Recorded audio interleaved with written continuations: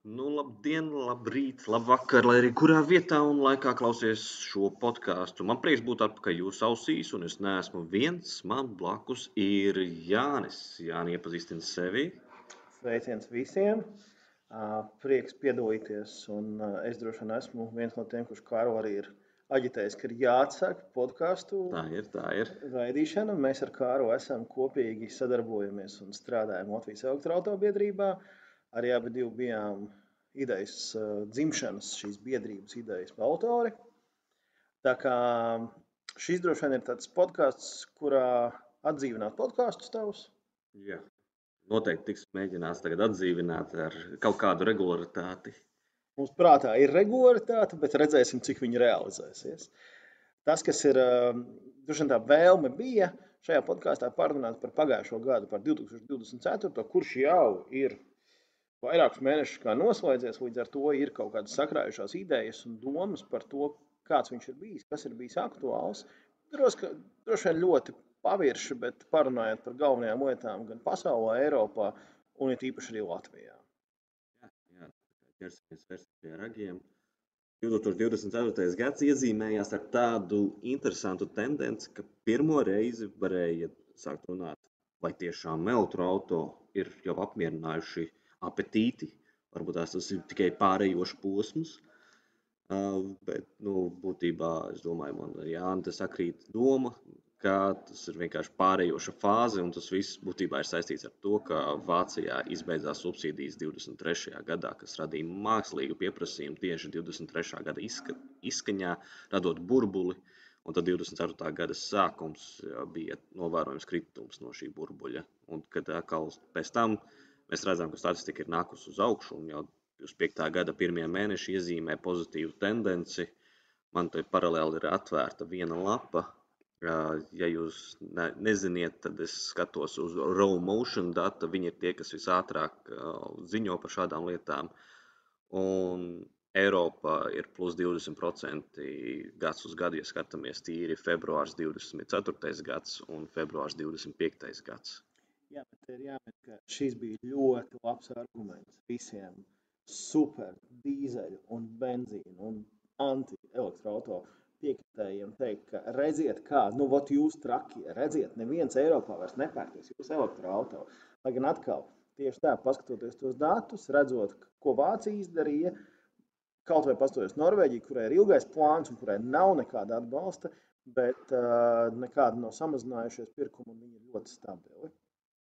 Jā, un Norvēģija arī ir izcils piemērs tādā ziņā, ka viņi atcēla te visas ne subsīdijas, bet burkānu politikas, un nekas īsti nemainījās. Atcēla tur, kas bija sabiedriskā transporta joslas, tur nodokļus, tur kaut ko vēl tur atcēla. Un būtībā tagad nav nekādas atšķirības nodokļos, ja neskait tur tajā brīdī, kad tiek reizinātājā pielikts CO2, tad nav atšķirība, vai tu pēc iekšzemes mašīnu vai elektrisko mašīnu, un cilvēki turpina pirkt elektriskās. Jā, bet tas ir tas ilgais plāns, kurš viņiem bija nodefinēts, kas faktiski ir 20 gadu plāns, ar kuru Norvēģija ir gājuši elektrifikācijas jomā, un viņi arī ir tie līderi Eiropā, parādot, ka ar visu to, ka viņi ir pietiekami ziemeļvalsts, jo klasika ir mums, kur ziemā nekur nevar aizbraukt. Kopumā vispār nekur nevar aizbraukt, visi saka. Bet īpaši mums ziemeļniekiem Latvijā. Jā, jo mums taču ir īpašie apstākļi Latvijā. Latvija ir pārāk liela ziema un augsts. Es atceros, bet Norvēģija ir daudz augstāka laikapstākļa, un visur var aizbraukt, un viss ir kārtībā. Bet te gan jāmin arī, droši vien ir šis foršā situācija visā Skandināvijā, nedaudz runājot arī par uzlādes tīkliem, ka aizbraucot Skandināviju var just, cik ļoti šī infrastruktūra ir attīstīta. Ļoti. Es diezgan regulāri esmu Zviedrijā, Dānijā, mazāk Norvēģijā un tieši ar automašīnu braucu.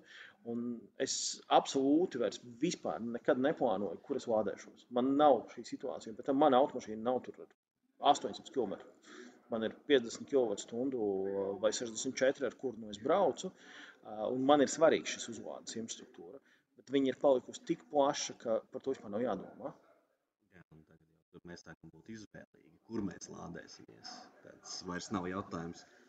Okay, es redzu, tur pēc 30 km ir lādētājs. Tagad jau ir tā situācija, ka tu saskaties, Nu, labi, ir pēc 29 km, pēc 30 km, pēc 31 km. Nu, tas, kas man vairāk krāsa patīk, to es izvēlos, vai kas ir tuvāk man ceļam, vai lielāka jauda. Nu, te jau sāks tās niansītes, ka mēs sākam izvēlēties, kur lādēties.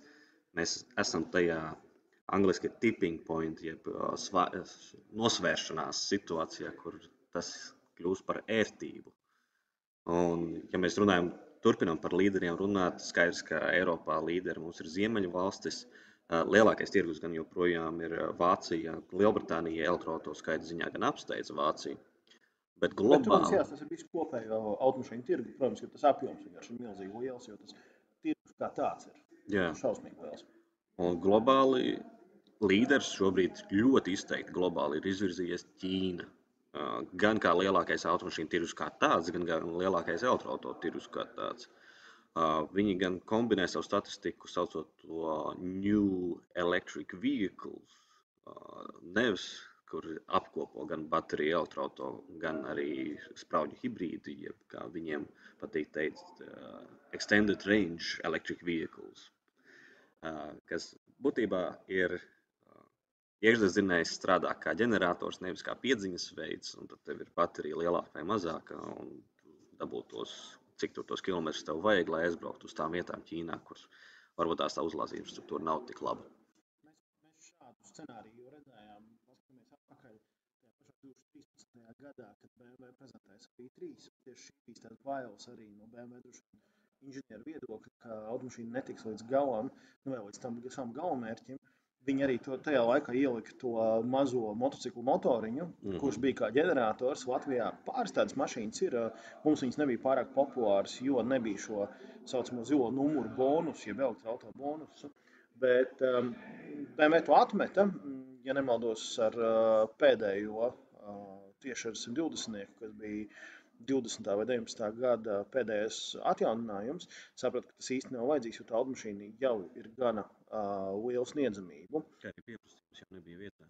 Protams, tieši tā. Un, ja mēs skatāmies atkal, atgriežoties pie Ķīnas, tad Ķīna ne tikai šis milzīgais tirgus, bet arī Ķīnas, es teikšu, tāda Eiropas invāzija, runājot tieši par ražotājiem, ir notikusi izteikti pagājušajā gadā. Pirmkārt, Eiropā ir vairāki zīmoli nākuši klāt. Eiropa ir attīstījusi šo Ķīnas automašīnu, un to arī mēs redzam Latvijā. Mums arī bija tā partija Ora, kura mums parādījās, un būtiski 3 mēnešu laikā mums bija virs 100 reģistrācijām, kas Latvijas mērogam ir vienkārši neiedomājams skaits, ir tīpaši elektroauto. Ja tas būtu vēl tā turpinājies visā izskaņā, Ora būtu iekļuvusi kā pārdotākā mašīna Latvijā. Tas ir neiedomājami priekš tādu mazu elektroauto. Tas bija zīmols, kuru Latvijā principā neviens nezināja. Kurš pirms tam bija dzirdējis GVM, jeb Great Wall Motors.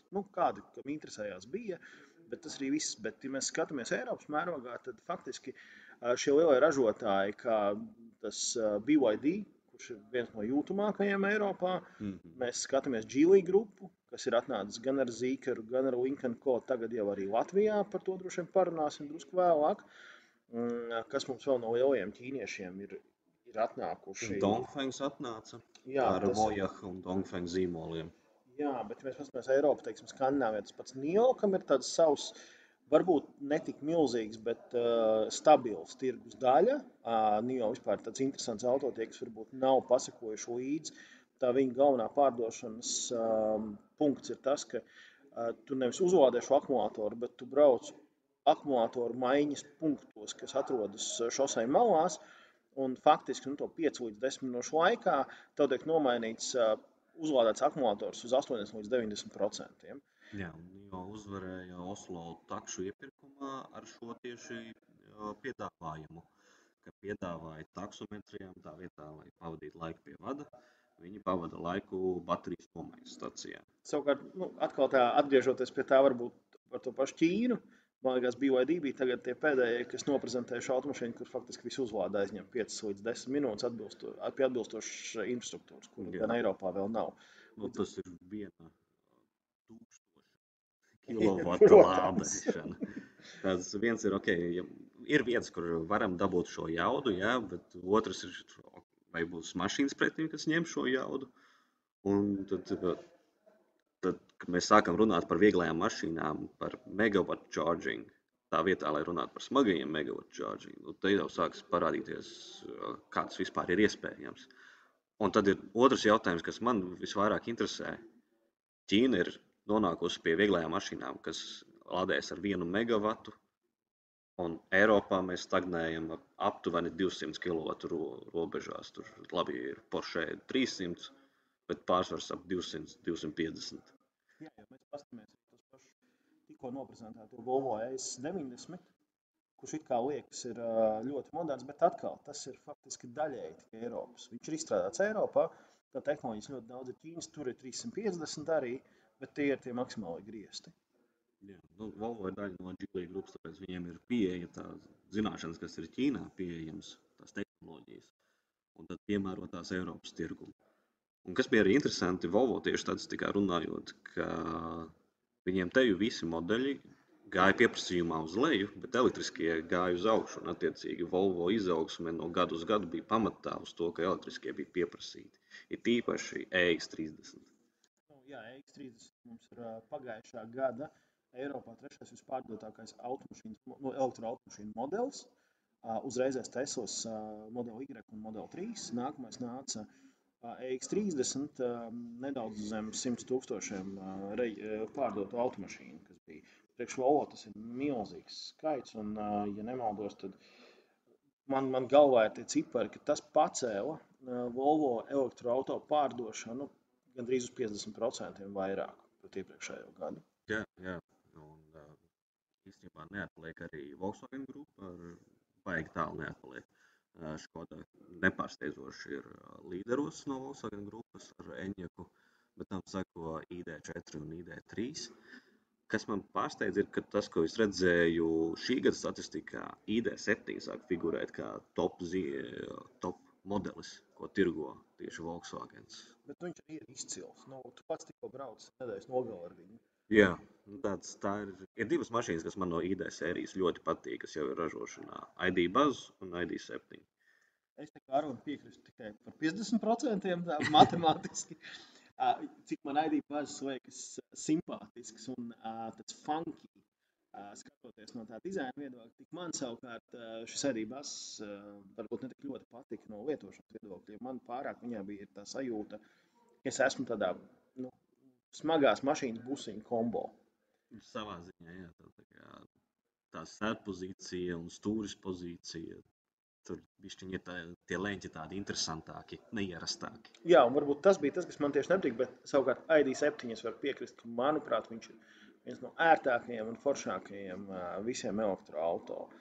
Vēlreiz atgriežoties arī pie Eiropas, ko mēs vēl redzam, bez šiem pašiem zīmoliem ķīniešu, kurus mēs minējām, kur mēs nepieminējām tādus kā Xpeng, MG, kurš jau ir sen zināms Eiropā un tieši ar savu zemāko cenu, faktiski arī ir top 10-niekā MG4, man liekas, ka bija kaut kur 8. vieta Eiropā kopumā no pārdotajiem elektroauto modeļiem.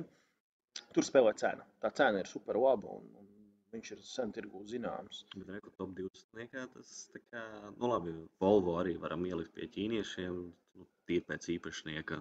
Un tad ir 3 modeļi top 20-niekā, kas būtu Ķīnas.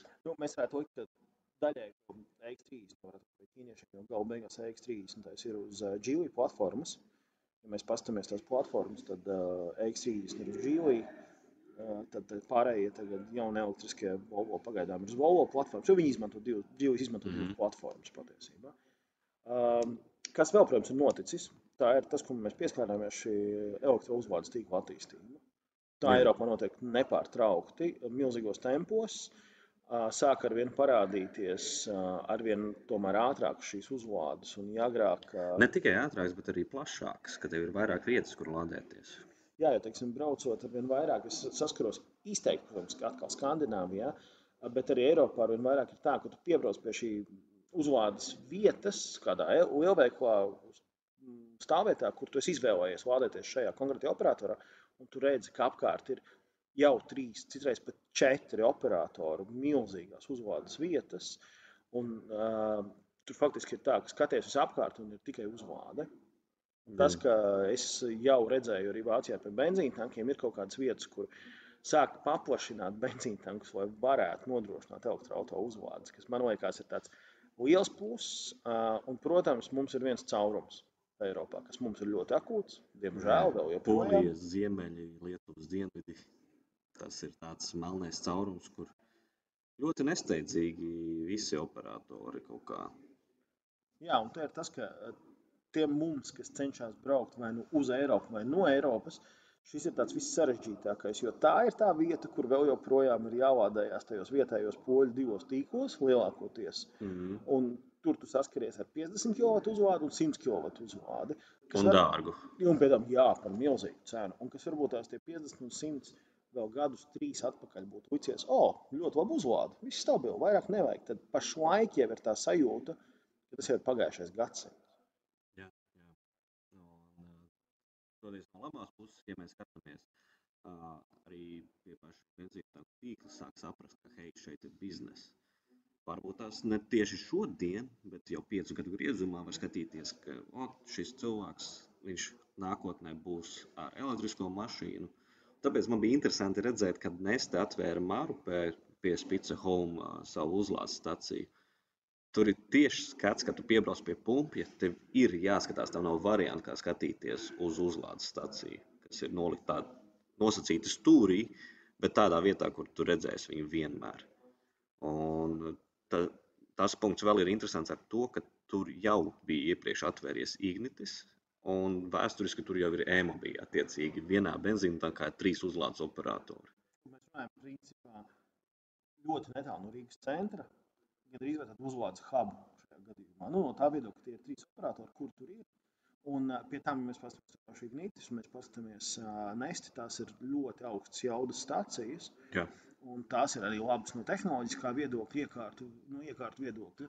Tā kā šis ir tāds labais punkts, un varbūt mēs tā lēnā garā, mēs cenšamies arī šo podcastu pārāk garu nevilkt. Mēs varam tā lēnām uz Baltiju pāriet, un tas Nestes jautājums ir tāds Baltijā droši vien pagājušā gadā viens ļoti aktuāls, jo Neste pagājušo gadu parādīja kādu aktīvu savu uzlādes staciju attīstības gadu. Nu jau mēs redzam, Latvijā tās ir palaistas 2 vai 3, bet pēc celtniecības noteikti 4, 5 jau noteikti. Palaistas ir 3, 2 bija Balgriencijas stadijā, man liekas, vēl nav Ainažos palaists, un arī Rīgā Dzelzceļa ielā nav vēl palaists. Tā kā... Es personīgi gribu teikt vienu lielu paldies par lielu paraugu pārējiem uzlādes tīkliem ar vienu jautājumu. Tas ir jumtiņš virs uzlādes. Tas, man liekas, ir tas, kas ļoti pietrūkst lielai daļai. It īpaši tad, kad tu piebrauc sliktos laikapstākļos, tas ir, ka negribas kāpt ārā. It īpaši, ja tev vēl ir, ja tas ir kaut kāds operators, kur tu nezini, kur tev jāsāk telefonā apstīties, kurš īsti operators, kas pa aplikācija vai kāda kartiņa, tad tajā lietas laikā tas jumtiņš ir super lieta. Personīgā pieredze, ka pēkšņi mašīna pateica no 10%, ka ir 1% palicis par laimi. Man tieši blakus bija uzlādes stacija, piebraucu pie tās. Un es sapratu, ka es nekad neesmu, nevis nekad, bet jau 2 vai 3 gadus neesmu lietojis šī operatoru uzlādes stacijas. Pa priekšu pārbaudīju, vai var aizsniegt kabelis. Var aizsniegt kabelis, ielieku iekšā, mašīna nobloķēja kabeli, tikmēr es bakstos telefonā. Telefonā man rāda, es mēģinu palaist staciju, man aiziet uzlādes sesija no telefona, it kā rāda, bet pat uzlādes stacija nerāda. Un tad saprotu, ka pareizi. Es kaut kur biju dzirdējis, ka šeit ir jādara otrādāk. Vispirms jāpalaiž uzlādi un tad jāiesprauž mašīnā. Un tad man bija jāgaida būtībā, līdz kamēr iestāsies mašīnas timeouts. Tobrīd ārā ir pirmo reizi noslīdējis zem 0. Attiecīgi manas sajūtas ir, ka ir super augsts, sākas sniegputenis. Un tajā brīdī ir tāds viss slikti, es uz šo vietu vairs neatgriezīšos tīri tam, ka neveiksmīgi apstākļu sakritība un tas, ka te bija jādara citādāk nekā citās vietās ir jādara. Šausmu filmu scenāriju gandrīz. Tas ir tā sālsmaize vai saldējs ēdiens tiem heiteriem, ka kur redz, tu izkāpa ārā sniegputens un viss bija slikti, vai ne? Tev vesels 2 minūtes bija ārā jāstāv, jāgaida, kamēr viss notieks. Protams, to visu laiku varēja būt arī mašīnā un gaidīt, kad mašīna atlaidīs to kabeli pēc timeout. Es kāpēc tai mašīnai nebija podziņa atbrīvot kabeli? Tas ir arī viena lieta, ko ir jāskatās, vai tā mašīna, kur tu iegādājies, vai viņa ir šī podziņa. Vai tev ir kaut kāds cits opcijas, kā to izdarīt, piemēram, ar pulsu nospiešanu vēlreiz vai divreiz nospiežot atslēgu, tā arī ir dažiem no modeļiem kā risinājums. Līdz ar to, jā, šis ir svarīgs jautājums, bet vēlreiz padomājiet par uzlādes attīstību.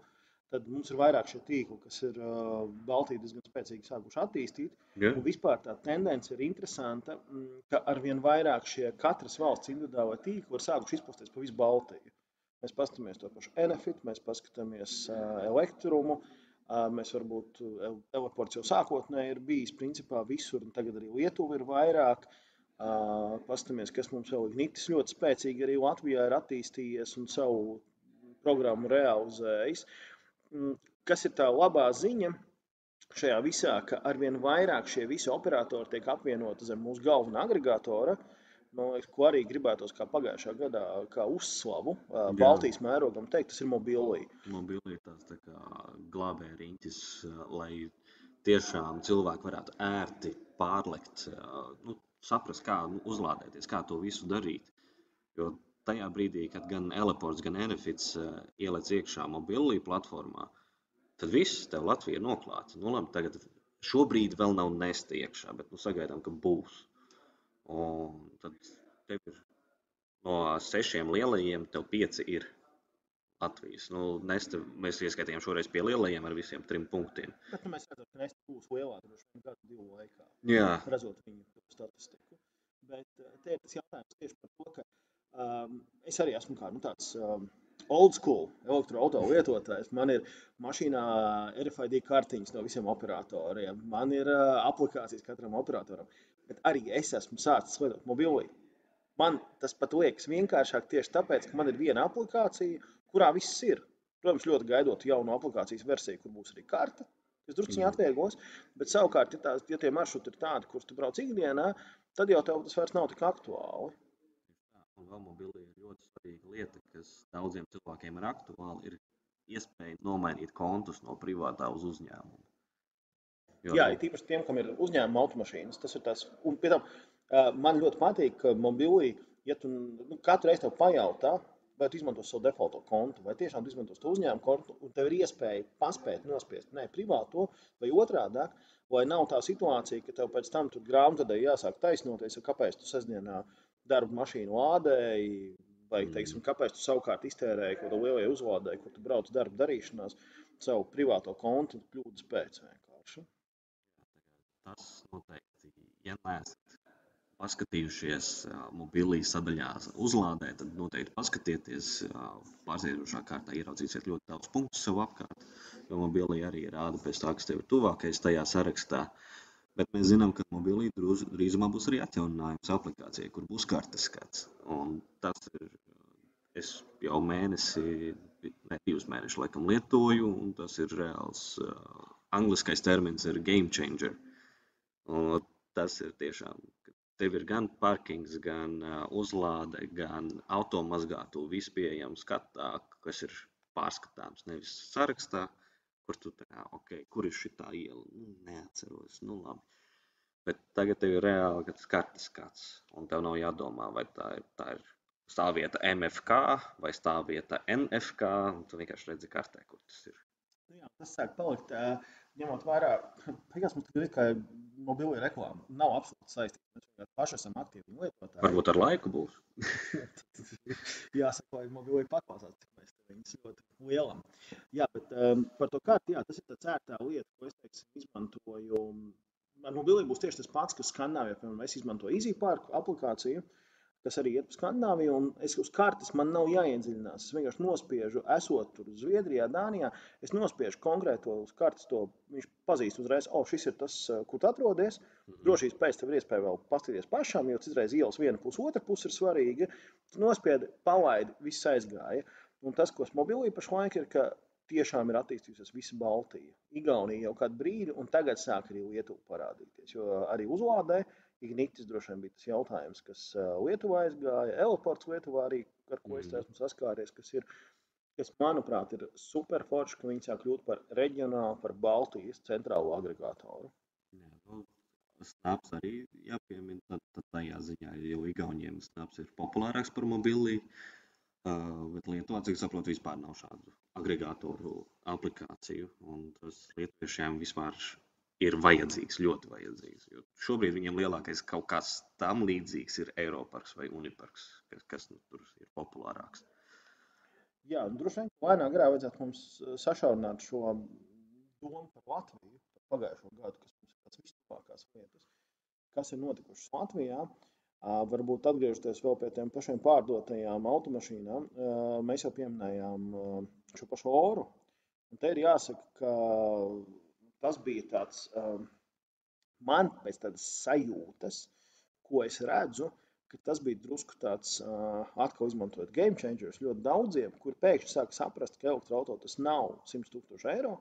Tas nav kaut kas neaizsniedzams, tā ir reāla automašīna, kur tu vari nopirkt par ļoti saprātīgu leasing maksājumu, un tas cipars ir ļoti labs, jo tas sākums bija piedāvājums bija 23 ar kaut ko 1000 eiro, kas nozīmēja, ka faktiski jauna automašīna tev ir zem 20,000 eiro ar valsts atbalstu. Tas likās pat gandrīz neiedomājami tajā brīdī. Jā, un ne tikai tas, bet arī lietotie elektroautori sāk parādīties tajās pieejamajās cenās. Un, attiecīgi, tu vari par 11,000 dabūt sev elektroauto, kuru tu iepriekš domāji, ka cik daudz maksā. Un ne par velti pagājušajā gadā Tesla Model 3 pārspēja Nissan Leaf un BMW i3 kā elektroauto parka līderis Latvijā. Droši vien, ka mēs skatāmies tādu pēdējo 5 gadu griezumā, tad tas līderi bija absolūti nemainīgi. Visu laiku bija i3, Nissan Leaf, un tad jau vispārējie. Tāds... 5 gadu atpakaļ tas varētu būt vēl Renault Zoe, tur kaut kur kotējās bišķiņos brīdi, un e-ups vēl kotējās. Jā, bet kopumā tāpat tie bija tas i3, kurš bija tad ļoti savu uzvarošo gājienu nodrošinājis jau, man liekas, ka ir kādi 5 gadi jau. Jā, es tagad skatos tajā animācijā, ko uzlādēts, ir publicēta. Jā, tieši 20. gadā i3 izgāja kā numur 1, tad Leafs panāca bišķiņa apdzīna atkal i3. Un tā viņi divi draudzīgi bija pirmajās 2 vietās. Un tas uzrāviens, principā, Model 3 ir tas pēdējais ceturksnis, man liekas, kas bija tas vislielākais reģistrācijas skaits. Te, protams, visi saka, tur carsharings to ir izmainījis, bet carsharingam ir ļoti maz apjoms patiesībā. Mēs skatāmies, tur tās ir zem 200 automašīnām vai ap 200 automašīnām. Zem 200, ja mēs konkrēti runājam par Teslām. Un līdz ar to, ja mēs pastamies uz to kopējo i3 skaitu, kurš pašlaik ir, cik nu bija tagad, mēs precīzi skatāmies, tas ir 800 pāri automašīnas, 840. Tas ir Model 3, ir 840. Tas ir tikai Model 3. Tad Leafs ir 813 un i3 ir 812. Tā kā Leafs paspēja drusku apdzīt un Model 3 izrāvās. Man ir dziļa pārliecība, ka par to mums ir tāds plāns vēl nākamajā podkāstā parunāt par šī gada prognozēm un varbūt svarīgiem lietām. Un ka tur mēs noteikti pieminēsim, ka Model 3 izrausies vēl vairāk ar dažādām situācijām, kas pašlaik ir notikušas. Bet lielākais jautājums ir, kas notiks ar Model Y, jo tas tā kā ir mūsdienu crossovers kā nekā. Jā, droši vien par to mēs te nākamajā parunāsim, kāds mums tas redzējums ir, jo man ir tāds viedoklis, ka tur vēl bišķi jāpagaida būs, līdz viņš parausies ārā, jo tā cena vēl joprojām ir diezgan augsta. Gadu vēl par jaunu. Jā, tieši tā. Jā, un mēs skatāmies vēl to pagājušā gada, varbūt to pārdošanas nosacītos tos cipars un jaunos modeļus, tad mums ir droši vien jāpieskarās. Pagājušā gadā bija pirmo gadu jauns izdalīts atsevišķs sacensība, kas bija Latvijas gada elektroauto 2024-2025. Abi ar Kārlu bijām arī žūrijā, kā viena no dalībniekiem bija kopā zem 30 automašīnām, 29 vai 28 automašīnas bija kopā. Es tagad neatceros precīzi, bet bija ap 30. Jā, drusku kaut kur zem bija. Jā, man pat bija, es biju paskatījies. Bija 28 automašīnas un 29 žūrijas locekļi. Bija sadalīts 2 segmentos, zem 50,000 eiro un virs 50,000 eiro. Un tā konference bija ļoti sīva. Patiesībā bija ļoti interesanti. Tajā brīdī bija faktiski iespēja izmēģināt gandrīz visus šos elektroauto. Mēs 2 dienas vienkārši to vien darījām, kā paņem pusstundu, pabraukājies, ņem nākamo. Jā, es pat centos tur tādu savu loģiku noķert tajā, kuru automašīnu pēc kārtas ņemtu, lai es teiksim, ja es tajā brīdī testēju kaut kādus premium segmenta Mercedes vai arī tas pārējās automašīnas ir premium segmenta. Nu, es varu salīdzināt tieši. Un runājot par uzvarētājiem, vai arī tava uzvarētāja izvēle bija tie, kas uzvarēja? Labi, mēs varbūt tās ar tevi esam vairāk vērsti uz to, kas ir lācītim vēderē un kāds ir stāsts šim lācītim. Bet vienlaikus tas feelings, es teiktu, ka ir atbilstoši pirmajai vietai abās kategorijās. Ka, tāds es neliktu, bet es saprotu, kāpēc viņi ir pirmajās vietās. Jā, lai mēs varētu runāt jau tagad precīzi, tad tajā segmentā zem 50,000 eiro. Pirmā vietā bija Volvo EX30, ko mēs arī pirms tam minējām, kas ir Eiropā trešais pārdotākais elektroautomobiļu modelis, kurš arī Latvijā tika pārdots ar 41 gadu griezumā, kas, protams, pret Oras 150 ir ļoti tālu, bet tāpat viņš ir pietiekami jūtams parādījās. Un es varu teikt, ka manā noteikti tajā galvā šis EX30 tajā segmentā bija uzvarētājs. Man arī pirms tam jau es šeit biju drusku neobjektīvs, es testā īstenībā ar viņu nebraucu un es viņu nevērtēju, jo es tieši dažus mēnešus pirms šī testa, mums bija ģimenē viens no 2 automašīnu nomaiņas plāns un mēs tieši izvēloties, un arī man ģimenē ir kā reiz šis EX30, līdz ar to es negribēju būt ļoti tāds neobjektīvs, jo es jau šo, tā teikt, uzvaru biju izdarījis personīgā līmenī. Jā, un atkal virs 50,000 uzvarētājs bija BMW i4. Nē. i5, M60. i5, jā. Bet tam M60 komplektācija mums bija iedota, kas ir visjaudīgākā. Jā, attiecīgi tās emocijas bija īstās vietā, tur konkurence bija Porsche Taycans, tā, ka uzreiz nolikt interesanti bija arī Maserati Gregale Folklore, kas nozīmē grieķu zibens. Jā, bet mēs pastamies, teiksim, Taycans varbūt bija salīdzināms tieši no tādas savas automašīnas veida. Jā. Tad Maserati jau bija SUVs, un tur bija drusku tāds pilnīgi savādāk šīs sajūtas, lai gan atkal, tādā sportiskuma sadaļā viņš bija tuvu. Kas man nedaudz pārsteidz, cik nekotējās Ora, lai gan tā cenas pret iegūto attiecību noteikti bija augšgalā. Es neredzēju, kā tur bija vērtējumi galā, bet es ticu, ka ar to nepietika. Lai gan cena bija ļoti laba, tagad tev pretim ir Volvo EX30, kas arī iekļaus tajā pašā kategorijā. Tev vienkārši nav citu domu, kā paņemt Volvo EX30, jo viņš vienkārši ir visā ziņā labāks un arī dārgāks.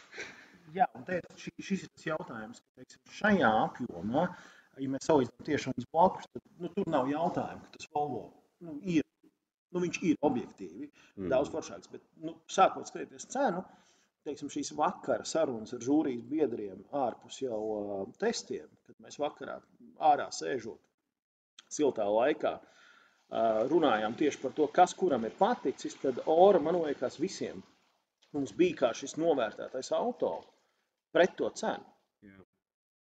Un visi viņu novērtēja, jo man arī bija liels pārsteigums. Man Ora bija iedot uz testu pašā sākumā, viņi tikko parādījās, man viņš uz nedēļas nogali bija. Un es biju tiešām, es pat nezinu, neaprakstām pārsteigts, cik šī lētā, it kā vienkārši automašīna kvalitatīvi labi nostrādāta. Tad tu var nopirkt 2 Oras par 1 Volvo. Un tajā brīdī, kad tu to tā pagriez, vai Ora ir 2 reizes sliktāka? Nē, viņa nav 2 reizes sliktāka. Tur ir tāds pa sīkumiņam tur, pa sīkumiņam šitur. Un kopumā, cik ir runāts ar īpašniekiem, viņi ir super apmierināti ar šo mašīnu. Mums ļoti pazīstams ir Valdis, kurš ir ļoti ilgi nobraucis ar to līdz atdeva dēlam.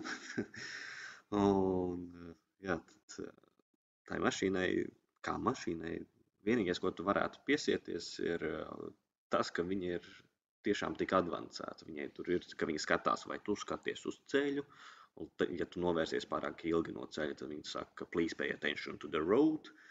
Tāda sīkuma. Tas, ka viņa ļoti daudz ar tevi runājās, viņa ļoti daudz tev pīkst, tas bija varbūt tas mans novērojums. Bet tas, gan atkal mēs skatāmies, ir raksturīgi kaut kādā brīdī daudziem Ķīnas automodeļiem, ka viņi daudz ar tevi mēģina komunicēt.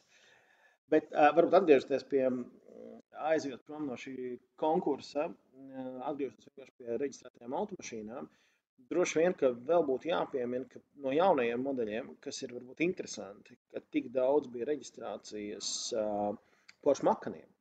Jā, kas parādījās septembra beigās, ja es nemaldos. Jā, pašās beigās. Tas nozīmē, gada beigās parādījās. Faktiski arī tas bija tas 1/4, kas bija mega izrāviens. Tāpat kā lietotajos Model 3 izrāvās, tā jaunajos izrāvās šis Porsche Macans ar tomēr pietiekami lielu skaitu. Un ja mēs paskatāmies vēl, tad no tāda interesantā, manuprāt, situācijas ir pietiekami daudz un jūtamas top 10 gan Model 3, gan Model Y tieši jaunu automašīnu segmentā, ņemot vērā, ka mums nav šīs pārstāvniecības. Jā, mums nav dealer centra vai Tesla nav servis centra. jebkādi tieši pārstāvēt Latvijā. Tas tuvākais, kas mums tagad ir Tallinas servis centrs. Jā, mēs runājam par 24. Nevis Tallinas, bet Viļņas. Jā, bet mēs runājam par 24. gadu. Jā. Viļņa atvērās kad? Tieši pašās gada beigās. Faktiski varētu teikt tikai 25. gadā. Jā. Līdz ar to šis, manuprāt, bija tāds lielākais mans personīgais izbrīns, ka tomēr viņi ir tik daudz, jo par lietoties skaidrs, nokritās cena, automašīna pret cenu, protams, ir laba. Bet jaunajiem, ka viņš parādās top 10 kā abi divi mūsu modeļi, tas ir diezgan ievērojams skaits. Un atkal mēs paskatāmies kopējo šo reģistrēto skaitu, gan jaunus, gan lietotus, tieši pagājušajā gadā, tad protams, ka Model 3 tas izrāviens ir vienkārši nenormāls. Mēs runājam par faktiski absolūtu atrāvienu pret visiem pārējiem absolūtos skaitos. Dalīts uz 2 ir nākamais tikai. Jo Model 3 kopējais jaunu lietotu reģistrācijas 24. gadā, tās ir 340 automašīnas, nākamais ir ar 186 Audi e-trons. Tas arī pārsvarā lietoties. Un tas atrāviens šim Model 3 ir reāli 2 reizes. Un tad jau viņi tā smuki segmentā krīt uz leju. Pat es par šos datus var ļoti forši katrs paskatīties. Uzlādēts LV viņas publicē un ļoti labi grafiki. Vai nu var Twitterī, vai arī uzlādēts LV ieiet un pasakot līdzi. Ja jūs gribat atrast konkrēti, kur ir raksts par šo visu, tad ieiet uzlādēts LV. Ja jūs no datora ieiet, tad labajā pusītē būs statistikas cipari. Un pasvītrots būs elektroauto skaits, noklušiniet uz tā, noklusiet pie raksta. Ja jūs ejat caur mobilo, tad meklējiet 2024. gada statistika meklētājā, tā būs ātrākais. Un ja mēs runājam vispār, kas vēl Latvijā svarīgs bijis elektroauto jomā, tad pagājušā gadā, kas mums ir jāpiemina noteikti, ir valsts atbalsta izmantošana. Jā, tas turpinās. Kas ļoti aktīvi turpinās, un man liekas, šis ir tāds liels motivators cilvēkiem iegādāties gan lietotus, gan jaunus. It īpaši mēs paskatāmies arī šo palielināto atbalstu, tad tagad jau mēs skatāmies, šīs daudzbērnu ģimenes saņem ļoti lielu atbalstu, un arī tas, ka arvien vairāk tieši lietotajā segmentā ir palikuši šie autotirgotāji, kuri var piedāvāt, un man tas, ko es dzirdu apkārt, ja tajā pašā sākumā iegādāties lietot elektroauto, izmantojot atbalstu, tam starpniekiem, šim tirgotājiem ļoti gribējās lielu daļu šī atbalsta paturēt. Vienkārši sev. Tajā brīdī uzliekot pēkšņi nesamērīgi kaut kādu komisijas maksu par šīs automašīnas atgādāšanu. Jā, tad pašlaik dēļ šīs konkurences lielās, tas ir palicis daudz mazāk, un tā ir ļoti absolūti, es teiktu, simboliski adekvāta summa tiešām par dokumentu sagatavošanu. Zinot, varbūt es runāju ar šiem autotirgotājiem, viņiem tā ir līdzekļu iesaldēšana, kur atkal, tas fiziski viņiem tā nauda kaut ko maksā, tad tas summa, ko viņi pašlaik paņem, ir ļoti saprātīga. Tā kā, ja jums kāds saka, ka jums par šo pakalpojumu izmantošanu grib paņemt 2000, ejiet pie kāda cita vai uzrakstiet elektroauto biedrībai, uzrakstiet uzlādēts. Mēs pakonsultēsim par to, pie kā varbūt aiziet, ar kuriem mēs zinām, kur viss ir bijis kārtībā, kur arī mums ir gan personīga pieredze, gan arī mēs no mūsu biedriem zinām pozitīvu pieredzi, un palīdzēsim jums atrast to, varbūt, piegādātāju, ar ko parunāt. Jā, ja mēs skatāmies kopā, cik ir EKI iztērēts, tad 16 miljoni ar pusīti ir pieprasīti.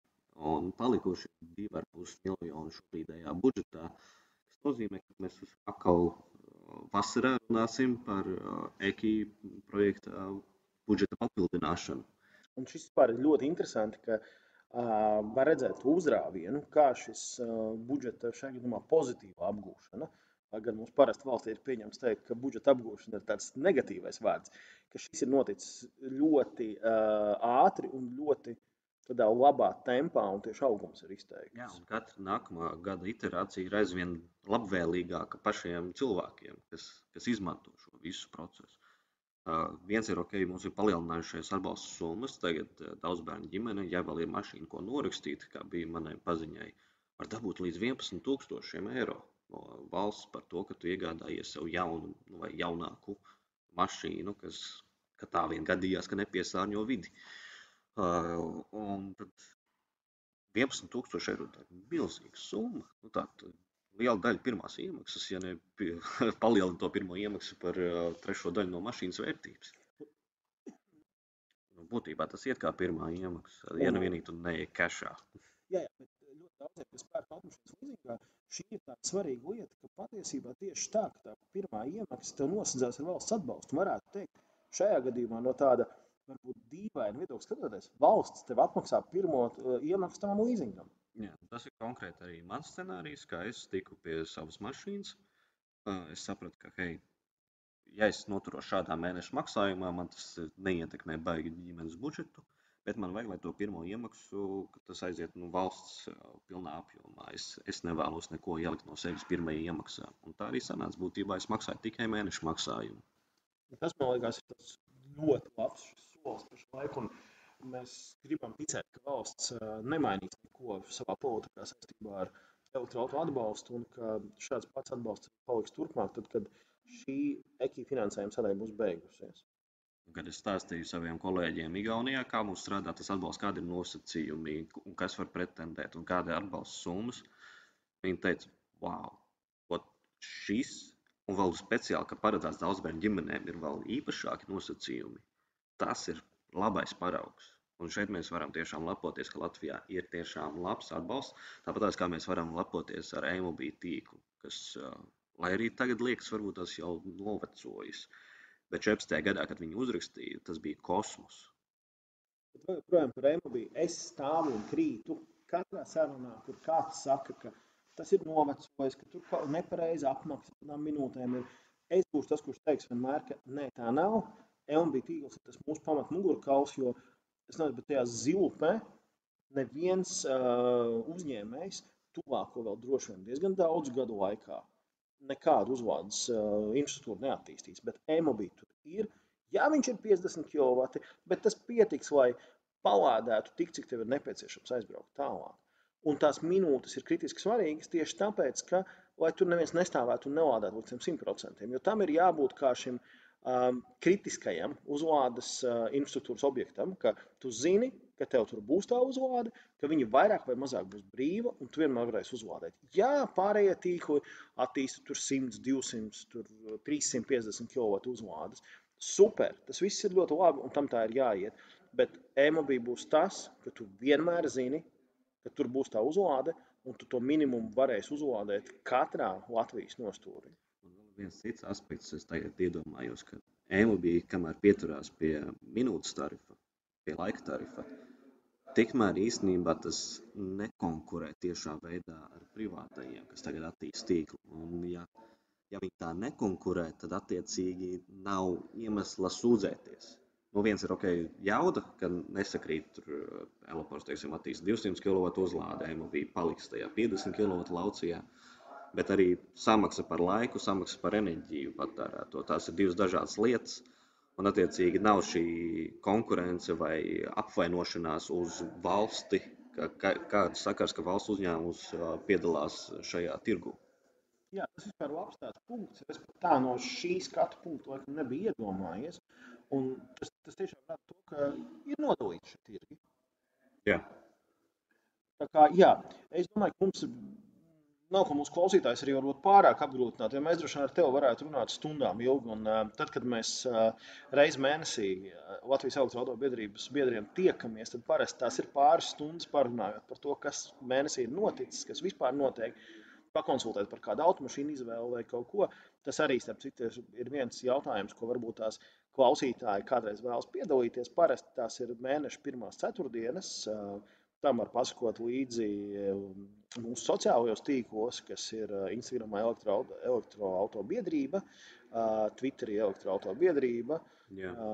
Tāpat tās arī WhatsApp grupiņā būs ielikts un Discordā, ja lietojiet Discordu. Ja neziniet, kā nokļūt šajās grupās vai kam piesakot, droši uzrakstiet man vai Jānim, mācēsim palīdzēt.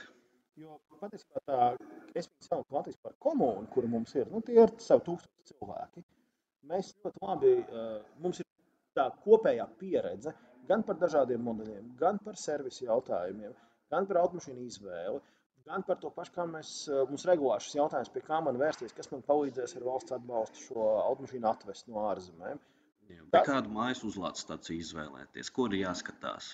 Kuri parametri vispār ir svarīgi? Jo daudziem tas liekas pilnīgi kaut kāds, jo tu vari nopirkt to, sauksim viņu par kastīti, no tāda cilvēka, kurš vispār nav to saskāries, sākot no 300 eiro, beidzot ar 3000 eiro.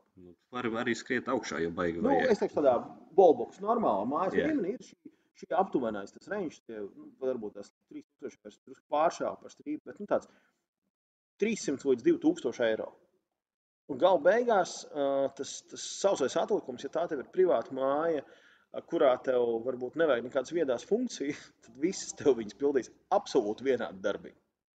Jā. Bet katram ir tā sava vajadzība, kur arī tajā brīdī nav jau tā, ka es un Kārls, bet mums ir pie 1000 cilvēku komunas, kuri var pakonsultēt, jo katram ir bijusi kaut kāda pieredze. Līdz ar to, par šiem sociālajiem tīkliem un Discordu, kurš, man liekas, ir viens no tādiem tiešām kvalitatīvs informācijas apjoma vai apmaiņas veids. Tiem, kam interesē elektroautomašīnas, es noteikti ieteiktu pievienoties. Paldies, ka klausījāties mūs tik ilgi. Vesels 47 minūtes ir aizskrējušas. Un tiekamies uzlādēs. Paldies un tiekamies arī nākamajās epizodēs.